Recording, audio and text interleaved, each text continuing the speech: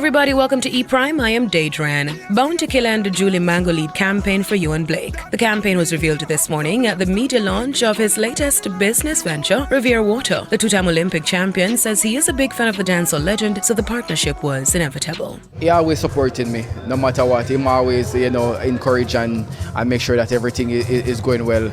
And it was just easy for him to come on board and do this thing.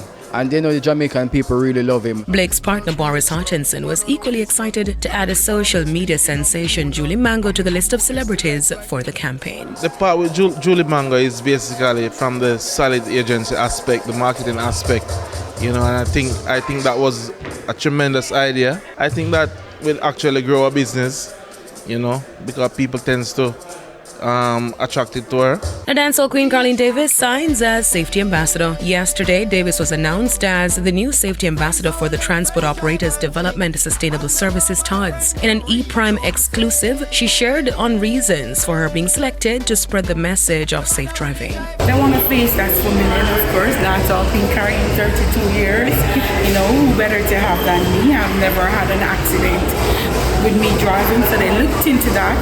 Nor have I had any traffic violation, tickets, anything. So I guess they looked into that and said, okay, and they know I'm a people person and I'm always trying to help. Davis also shared on the advocacy. We want to bring awareness to people. A lot of persons think it's only the taxes that cause accidents, and when they did put the tally in the survey, it's not so.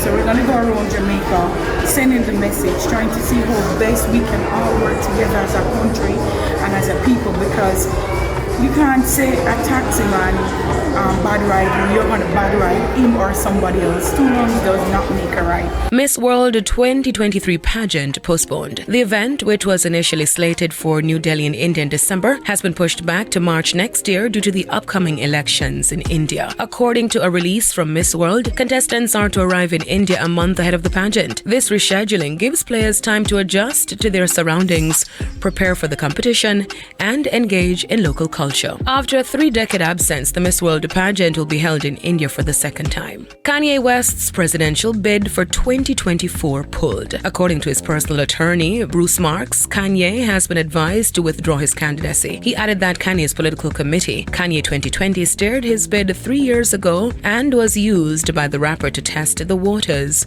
for a 2024 run. Now,